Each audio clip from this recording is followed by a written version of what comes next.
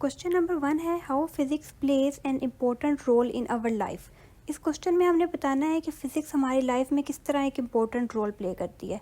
तो हम बेसिकली अगर अपनी लाइफ के डिफरेंट एस्पेक्ट्स को देखें तो ऑलमोस्ट हर चीज़ में फ़िज़िक्स इन्वॉल्व है। फॉर एग्जांपल अगर हम सुबह उठ रहे हैं और सुबह उठ के हम अगर टाइम देख रहे हैं तो सबसे पहले हमने घड़ी का यूज़ किया, तो घड़ी में या जो वॉच है जिसका हमने यूज़ किया टाइम देखने के लिए, वो किसी न किसी सिस्टम पे, मैकेनिकल सिस्टम पे अगर ऑपरेट कर रही है या डिजिटल सिस्टम पे ऑपरेट कर रही है तो उसके पीछे कोई ना कोई फ़िज़िक्स इन्वॉल्व है। इसी तरह अगर हम लोगों ने अपने घर में जितनी सारी जो अप्लाइंसेस रखी हुई हैं, हर अप्लाइंस किसी ना किसी फ़िज़िक्स के प्रिंसिपल को यूज़ करते हुए वर्क कर रही है। या अगर हम उठ के सुबह ऑफिस या स्कूल जा रहे हैं तो ऑफिस या स्कूल जाने के लिए हम कोई ट्रांसपोर्ट यूज़ करेंगे, कोई बाईसाइकिल, कोई मोटरसाइकिल या कोई कार, तो वो भी किसी ना किसी फ़िज़िक्स के प्रिंसिपल पे ऑपरेट कर रही होगी। इसी तरह से अगर हम फ़िज़िक्स को बाकी ब्रांचेस ऑफ साइंसेस के साथ डील करें तो फ़िज़िक्स हमारे पास दूसरी ब्रांचेस में भी इन्वॉल्व है। फॉर एग्जांपल अगर हम बायोलॉजी को देखें, बायोलॉजी में अगर हम ये स्टडी कर रहे हैं कि हमारी बॉडी में ब्लड सर्कुलेट किस तरह से कर रहा है, तो उसमें भी हमारे पास फ़िज़िक्स इन्वॉल्व है। कि अगर हम फ़िज़िक्स में ये स्टडी करते हैं कि फ्लूइड किस तरह फ़्लो करता है, तो बेसिकली जब हम इसी चीज़ को बायोलॉजी में जाके शिफ्ट करते हैं कि हमारी बॉडी में ब्लड सर्कुलेट कर रहा है, तो ब्लड एक फ्लूइड है, तो फ्लूइड फ्लो जो फिज़िक्स में हम पढ़ते हैं वो वहाँ पे जाके उसका टच आ जाता है बायोलॉजी में। तो इस तरह से हम बेसिकली कह सकते हैं कि हमारी लाइफ के ऑलमोस्ट हर एस्पेक्ट में फ़िज़िक्स इन्वॉल्व है। तो ये हमारी लाइफ में एक बहुत ही इंपॉर्टेंट रोल प्ले करती है। एक्सरसाइज का क्वेश्चन नंबर 2 है estimate your age in minutes and seconds. इस क्वेश्चन में हमने अपनी एज को मिनट्स में और सेकंड्स में कैलकुलेट करना है। तो सबसे पहले हमने स्टार्ट करना है कि हमारी जो एज है उसको हम ईयर्स में मेजर करते हैं। तो फॉर एग्जांपल हम एज ले लेते हैं कि वो एज हमारे पास है 15, क्योंकि एवरेज एज 9th क्लास में जो होती है वो 15 होती है। तो हमने यहाँ पे 15 से क्वेश्चन सॉल्व किया है। अगर आपकी एज 16 है या कोई और एज है तो आप उसकी जगह पे 15 की जगह अपनी एज पुट कर देंगे। तो यहाँ पे हमारे पास एज है 15 ईयर्स और हमने इस ईयर्स को की एज को रिप्रेजेंट करना है इन मिनट्स एंड इन सेकंड्स। तो सबसे पहले हम यहाँ पे ये देखते हैं कि ईयर्स को हमने कन्वर्ट करना है मिनट्स में। तो मिनट्स में कन्वर्ट करने के लिए पहले हमें ईयर्स को डेज़ में कन्वर्ट करना पड़ेगा। एक ईयर में क्योंकि 365 डेज़ होते हैं तो हम यहाँ पे ईयर्स की जगह पे पुट कर देंगे 365, यानी कि हम 15 को मल्टीप्लाई कर देंगे 365 डेज़ से। तो यहाँ से हमारे पास नंबर ऑफ़ डेज़ आ जाएंगे 5465 डेज़। अब क्योंकि हमारे पास एज आ गई है डेज़ में तो हम इसको मिनट्स में कन्वर्ट कर सकते हैं। 1 डे में 24 आवर्स होते हैं, तो हम डेज़ को आवर्स में कन्वर्ट करने के लिए इस वैल्यू को मल्टीप्लाई कर देंगे 24 आवर्स से। तो हमारे पास यहाँ से एज इन आवर्स आ जाएगी 131400 आवर्स। आवर्स को मिनट में कन्वर्ट करेंगे तो एक आवर में 60 मिनट होते हैं। तो हम यहाँ पे आवर की जगह पे रिप्लेस कर देंगे मल्टीप्लाई बाय 60 मिनट्स, यानी कि 1 hour is equals to 60 minutes. तो यहाँ से हमारे पास एज आ जाएगी मिनट्स में। अब इस एज को क्योंकि हमने सेकंड में भी रिप्रेजेंट करना है और हमें पता है कि 1 मिनट में 60 सेकंड्स होते हैं, तो अगर हम इस गिवन वैल्यू को मल्टीप्लाई कर दें 60 सेकंड से तो यहाँ से हमारे पास फाइनल एज आ जाएगी जो कि सेकंड्स में है।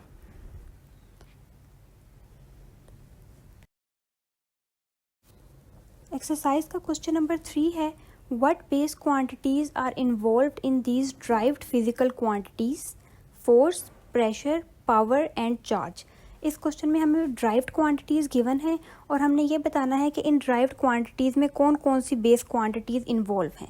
तो सबसे पहले हम देखते हैं कि हमारे पास ड्राइव क्वांटिटी है फोर्स।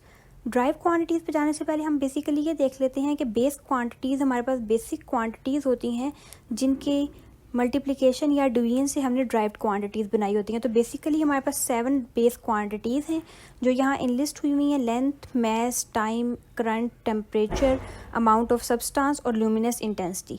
हर बेस क्वांटिटी के कोरस्पॉन्डिंग हमारे पास कोई ना कोई यूनिट होती है और उस यूनिट को हम किसी सिंबल से रिप्रेजेंट करते हैं। फॉर एग्जांपल कहीं पे भी अगर हमने लेंथ को मैयर करना है तो हम इन मीटर्स मैयर करेंगे, मैस को इन किलोग्राम्स, टाइम को सेकेंड्स में और इसी तरह से बाकी भी मेंशन।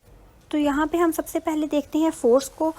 किसी भी ड्राइव क्वांटिटी में जो बेस क्वांटिटीज़ इन्वॉल्व हैं उसको फाइंड आउट करने का सबसे आसान तरीका ये है कि हम उस ड्राइव्ड क्वांटिटी की एसआई यूनिट को देख लें। ड्राइव क्वांटिटी की जो फोर्स है उसकी एसआई यूनिट है kilogram metre per second square, या आप फॉर्मूले से ड्राइव कर सकते हैं F is equals to MA। तो यहाँ पे हमारे पास आ जाएगी SI unit kilogram metre per second square. तो अगर हम देखें केजी जो थी हमारे पास यूनिट ऑफ मैस थी, इसी तरह से मीटर हमारे पास यूनिट ऑफ लेंथ है और सेकंड हमारे पास यूनिट ऑफ टाइम है।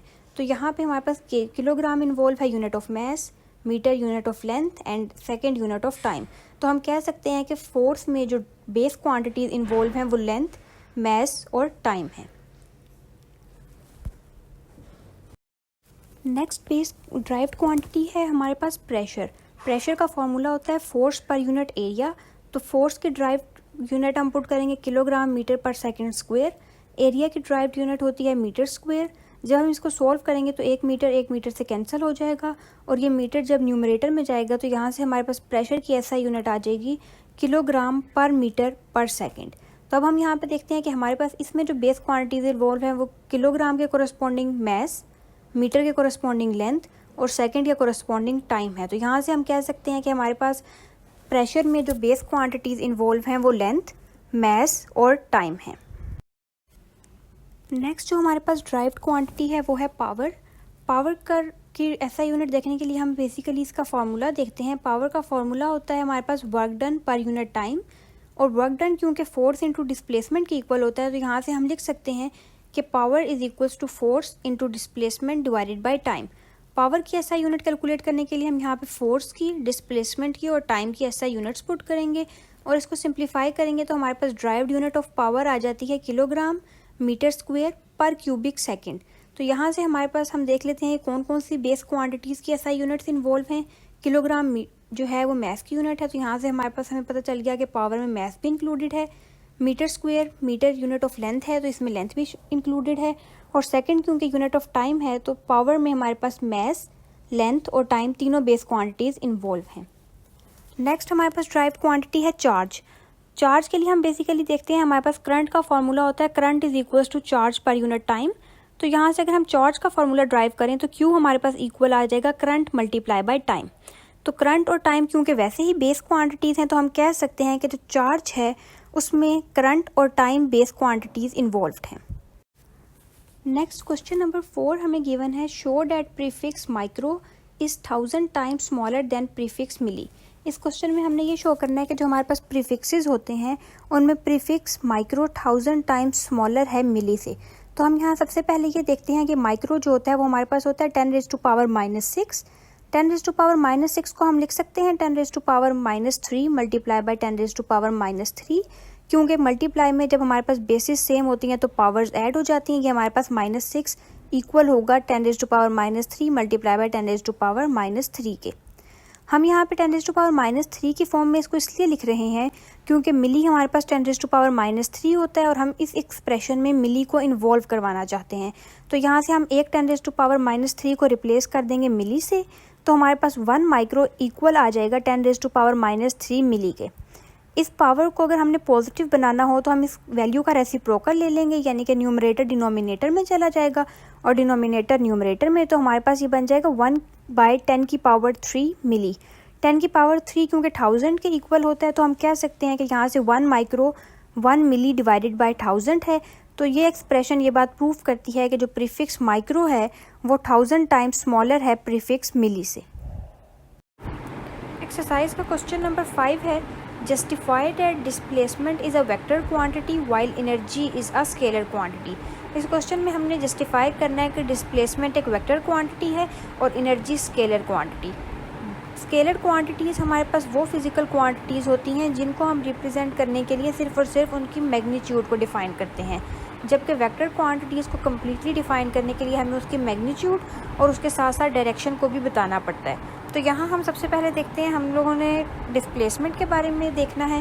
ڈسپلیسمنٹ کی اگر ہم بیسک ڈیفینیشن دیکھیں تو ڈسپلیسمنٹ جو ہوتا ہے وہ ہمارے پاس شارٹیسٹ پاتھ بٹوین 2 پوائنٹس ہوتا ہے.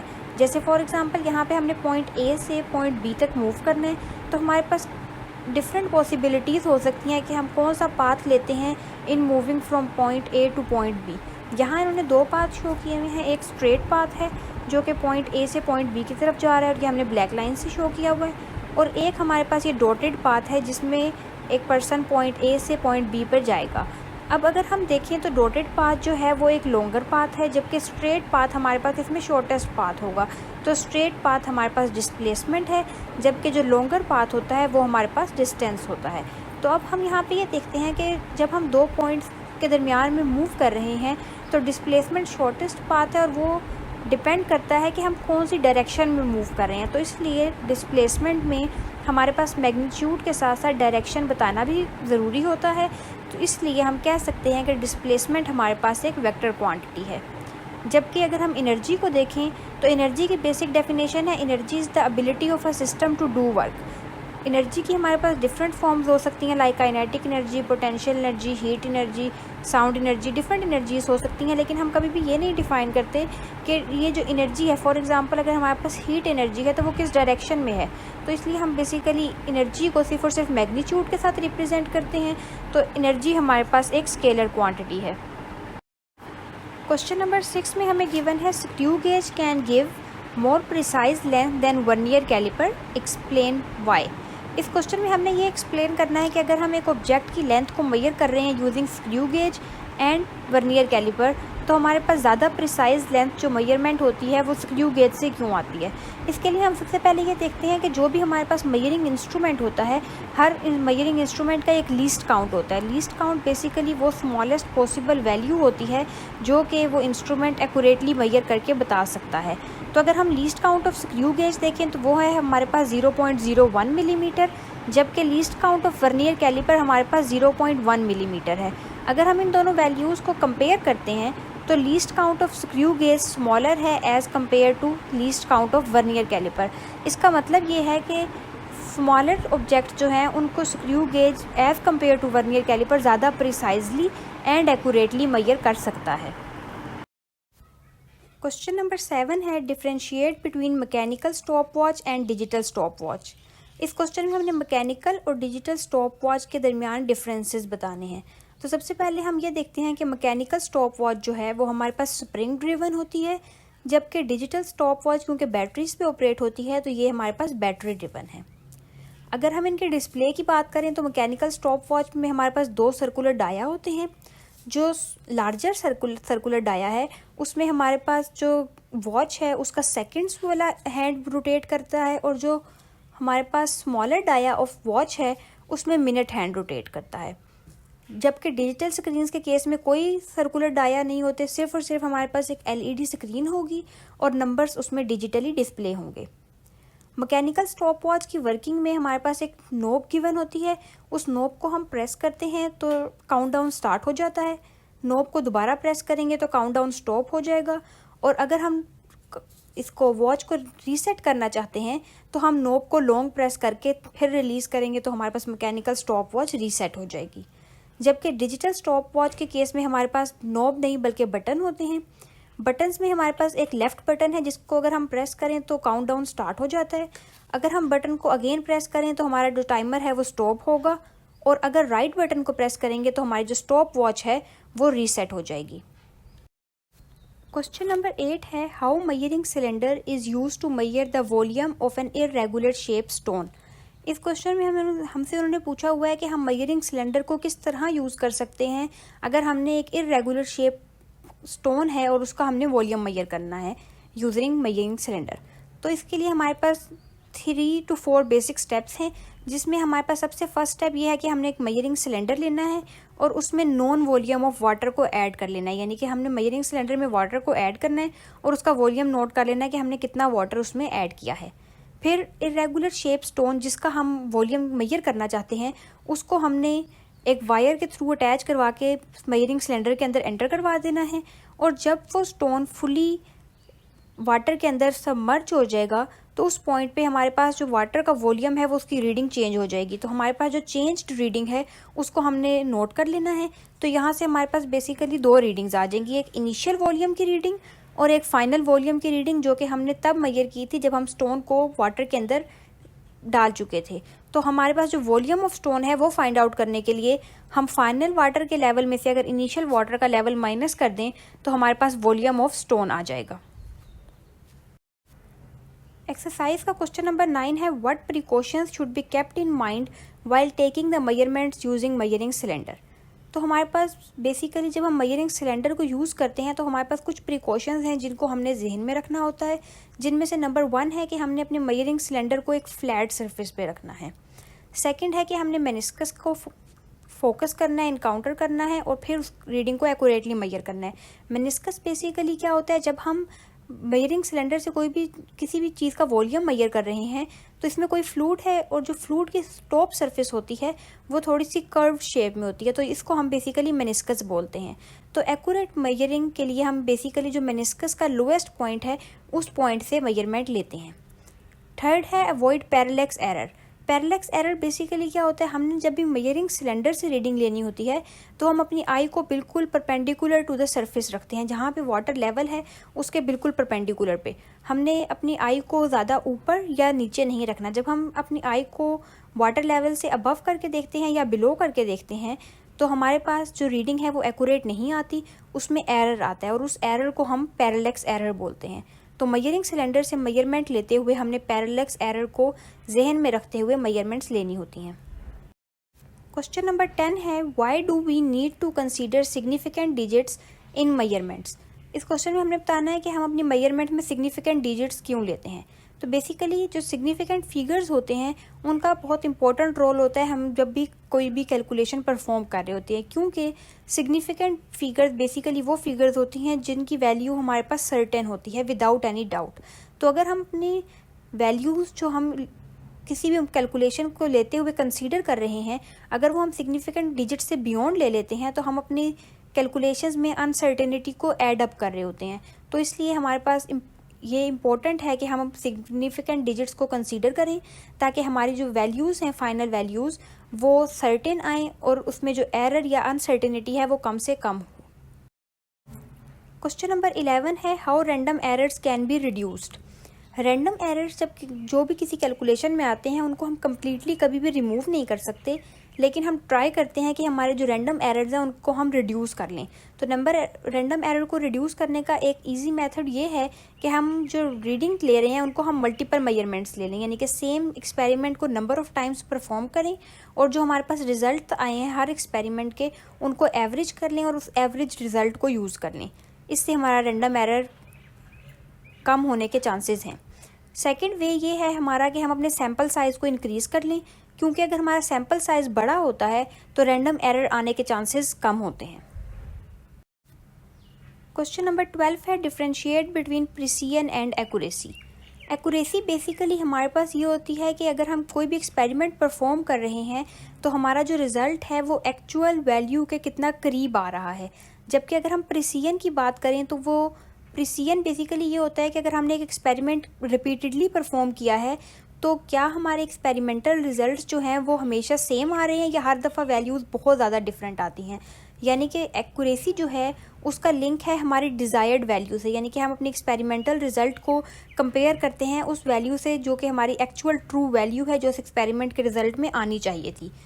جبکہ پریسیژن کے کیس میں ہم بیسیکلی یہ بات کرتے ہیں کہ اگر ہم ایکسپیریمنٹ کو پرفارم کروا رہے ہیں تو کیا ہر دفعہ ہمارے ایکسپیریمنٹ کا رزلٹ سیم یا پھر کلوز آتا ہے، یا پھر دوسرا ایک کنڈیشن یہ ہے کہ وہ بہت زیادہ ڈفرینٹ آتے ہیں. اگر ویلیوز بہت زیادہ ڈفرینٹ آ رہی ہیں تو وہ پریسائز نہیں ہوتی، لیکن اگر ڈفرینٹ ٹائمز ایکسپیریمنٹ پرفارم کرنے کے بعد ہماری ویلیوز کلوز آ رہی ہیں تو وہ پریسائز ہوتی ہیں ارسپیکٹڈ آف دا فیکٹ کہ وہ ایکوریٹ ہیں یا نہیں ہیں.